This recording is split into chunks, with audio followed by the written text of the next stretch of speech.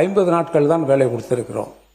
இப்போ நீங்கள் இன்னும் நீங்கள் 125 நாள் வரணும்னா 100 நாள் கொடுக்கணும்னாலும் இன்னும் 12,200 கோடி ஒதுக்கணும். அதுக்கு உத்தேசமாக கொடுத்த ஒன்றிய அரசு 7,000 கோடி கொடுக்குதா இல்லையா தெரியல. அதே சமயத்தில் 25,000 கோடி வேணும். நீங்கள் தயவுசெய்து 12,500 கோடிங்கிறது 100 நாளைக்கு நீங்கள் செய்யணும்னு சொன்னால் 25,000 கோடி வேணும்.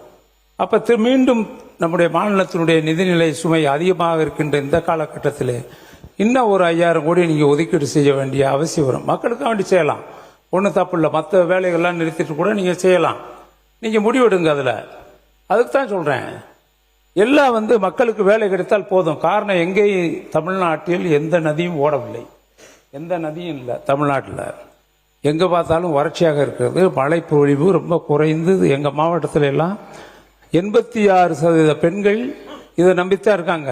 நீங்கள் 100 நாள் வேலையை ஆரம்பிச்சாச்சுன்னா பூரா எல்லாரும் நிற்பாங்க, பதிவு செய்வாங்க, வேலைக்கு வரணும்பாங்க. பெண்கள் மட்டுமல்ல, மாற்றுத்திறனாளிகள் வருவார்கள், அதே மாதிரி ஆண்களும் வருவார்கள்.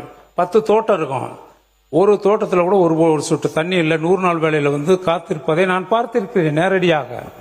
எத்தனையோ விவசாயிகள் பெரிய தோட்டங்கள் வைத்திருக்கின்றவர்கள் 100 நாள் வேலைக்கு வருவதை பார்க்கின்ற பொழுது கண்ணீர் தான் வரும். அந்த அளவிற்கு இந்த திட்டம் ஏழை எளிய மக்களுக்கு, கிராமப்புற மக்களுக்கு, வேற எந்த வேலை வாய்ப்பும் இல்லாத இந்த வேலை ஒன்றையே நம்பி இருக்கின்ற பெண்கள் 87% இருக்காங்க.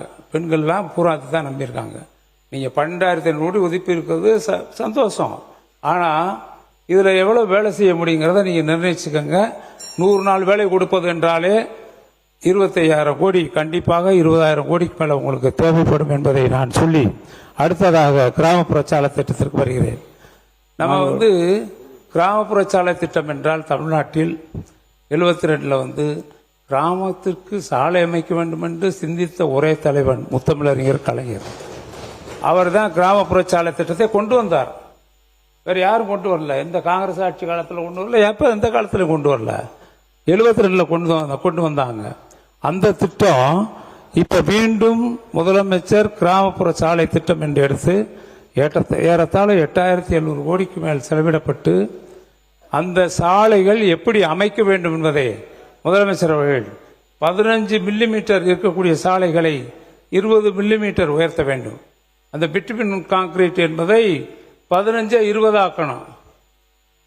அது பிட்டுபின் அந்த பிட்டுபின் மேக்னட் என்பதும் பிஎம்பிசி என்பதை மாற்றி நெடுஞ்சாலைத்துறைக்கு சமமாக, நெடுஞ்சாலைத்துறை உங்களுக்கு எவ்வளவு எஸ்டிமேட்னு தெரியும், நீங்க ரெண்டையும் கம்பேர் பண்ணி பார்க்கணும். எங்களுடைய உள்ளாட்சி துறையில் போடப்பட்ட சாலைகள் தமிழ்நாட்டில் இருக்கின்ற கிராமத்தை இணைத்த சாலைகளை பார்க்க வேண்டும், பார்த்துவிட்டு பேச வேண்டும். கிராமப்புறத்தில் இருக்கின்ற மக்கள் நம்முடைய கலைஞர் கனவு இல்லத்தையும் நம்முடைய முதலமைச்சர் சாலை திட்டத்தையும் இன்னும் மறக்க மாட்டார்கள். இப்படிப்பட்ட சாலைகள் போடப்பட வேண்டும் என்பார்கள். அந்த அளவிற்கு தரமான சாலைகள், குறைந்த நீங்க சொல்றீங்க ஒரு திட்டம் தீட்டுகின்ற பொழுது 36% லெஸ் போட்டிருக்காங்க அப்படின்னு கூட சொன்னார். ஒரு 2 நிமிஷம் முடிச்சுங்க. ஏன்னா இன்னும் அதிகமாக நீங்கள் பேச வேண்டும். உங்களுடைய கொறடா அனுமதி அது இன்னும் 2 திராவிட முன்னேற்ற உறுப்பினர்களுக்கு நான் அனுமதி அளித்திருக்கிறேன் பேச. அந்த நேரத்தை நீங்கள் எடுத்துக்கொண்டதாக கருதி அந்த 2 பேருடைய நேரத்தை நான் குறைத்து விடுகிறேன். அப்படி அவங்க கொறடா ஒப்புக்கொண்டால் அப்படி கூட நீங்க செய்யுங்க. ஏன்னா 30 நிமிடத்துக்கு மேல பேசிக்கொண்டே இருக்கிறார். குறுக்கீடு இல்லாமல் 31 நிமிடம் ஆகிவிட்டது. முடிச்சிருங்க. நன்றி சொல்லுங்க. நீங்க கொறடாவெல்லாம் எங்களுக்கு காரணம் சொல்லக்கூடாது. ஆக மொத்தம் 20,000 கிலோமீட்டர் நாங்கள் நாங்கள் அந்த பணிகளை செய்திருக்கிறோம். மொத்தம் 28,600 கிலோமீட்டர் பல்வேறு திட்டங்கள்ல பிஎம்ஜிஓசி எல்லாம் தமிழ்நாட்டில் முடிந்து விட்டது. 5 கிலோமீட்டருக்கு மேலதான் போடணும் மத்திய அரசினுடைய திட்டம். ஆனால் நாங்கள் 2 கிலோமீட்டர் வரை போடலாம் என்று மத்திய அரசிடம் அனுமதி கட்டம் கொடுக்கவில்லை. தமிழ்நாட்டில் பிஎம்ஜிஓசி திட்டமே முடிந்து விட்டது. 10 ஆண்டுகளுக்கு மேலாகிவிட்டது. அதெல்லாம் சீர் செய்ய வேண்டிய கட்டாயம் வருங்காலத்தில் இருக்கிறது. நீங்கள் செய்வீர்கள், அதை செய்யுங்கள், கேட்டு செய்யுங்கள். அதே போல பிஎம்ஜிஓசி திட்டத்தில் இப்ப அந்த சாலைகளுடைய நீளத்தை குறைக்க வேண்டும். நாங்கள் தமிழ்நாட்டில் கிட்டத்தட்ட 28,600 கிலோமீட்டர் சாலைகள் 15,000 கோடியில் மிக தரமான சாலைகள் உள்ளாட்சித்துறையின் மூலமாக நபார்டு திட்டம், பிஎம்ஜிஓசி திட்டம், தமிழக முதலமைச்சர் நம்முடைய சாலை திட்டம், இதையெல்லாம் மிக சிறந்த திட்டங்களாக மக்களால் ஏற்றுக்கொள்ளப்பட்ட திட்டங்கள்லாம் இன்றைக்கு முடிவடைந்திருக்கிறது. ஆக சாலை மேம்பாட்டு திட்டத்திலே நம்ம வந்து ரொம்ப சிறப்பாக பண்ணியிருக்கோம். முதலமைச்சர் அவர்கள் கூட சொன்னார்கள், அதற்கு எவ்வளவு செலவாயுது என்பதை நீங்கள் நெடுஞ்சாலைத்துறைக்கும் உள்ளாட்சி துறைக்கும் நீங்கள் ஒப்பிட்டு பார்க்கலாம். அந்த அளவிற்கு தரமான சாலைகள்லாம் நம்முடைய தமிழகத்திலே கடந்த காலத்திலே நிர்ணயிக்கப்பட்டிருக்கிறது.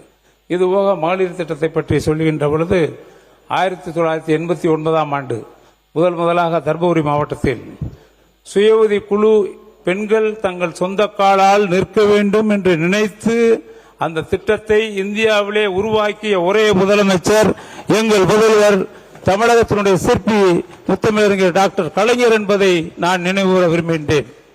அவர் திட்டத்தை துவங்கினார். அந்த திட்டம் சிறப்பாக நடைபெற்றுச்சு. எந்த கடை வாங்கினாலும் பெண்கள் வயிற்றை கட்டி வாயை கட்டி கூட கடன், ஆண்களுக்கு யாரும் கடன் கொடுக்க மாட்டான், பெண்களுக்குன்னா கடன் கொடுப்பான். பெண்கள் கடன் கொடுத்தா அது ரொம்ப சிக்கனமாக வைத்து அந்த கடனை திருப்பி வைப்பார்கள். பால் கணக்குனாலும் காலையில் கோடு போட்டுக்கிட்டு இருப்பாங்க. கிராமங்களில் வீடுகள் பார்க்கலாம், என்ன கோடு போட்டிருக்குன்னு, எத்தனை லிட்டரு பிச்சிருக்காங்க. அந்த அளவிற்கு ஒரு பெண்களுக்காக உருவாக்கப்பட்ட சுய உதவி குழு திட்டம். They are standing their own Lex. பெண்கள் மகளிர் அவர்கள் சொந்த காலால் நிற்க வேண்டும் என்பதற்காக உருவாக்கப்பட்ட அருமையான திட்டம் இன்றைக்கு இந்திய அளவில் ஏற்றுக்கொள்ளப்பட்டிருக்கிறது. அதற்கு பின்னால் மகளிர் திட்டம், women development corporation, skill development corporation, இதெல்லாம் வந்து அதை தொடர்ந்து உருவாக்கிய திட்டங்கள். திறன் மேம்பாடு, அது மகளிர் மேம்பாடு, இதெல்லாம் கொண்டு வந்திருக்கீங்க. இதுல கிட்டத்தட்ட உறுப்பினர் ரெட்டியார்பட்டி வே. நாராயணன் அவர்கள் தப்பு 35 நிமிடம் நீங்க வந்து மான் உறுப்பினர் இல்ல, மிகவும் அனுபவம் வாய்ந்த ஒரு மூத்த உறுப்பினர். சில கருத்துக்கள் அரசுக்கு பயனுள்ளதாக இருக்கும் என்ற அடிப்படையில் தான் உங்களை வந்து இவ்வளவு நேரம் நான் பேச அனுமதித்து 30 நிமிடம் ஆகிவிட்டது.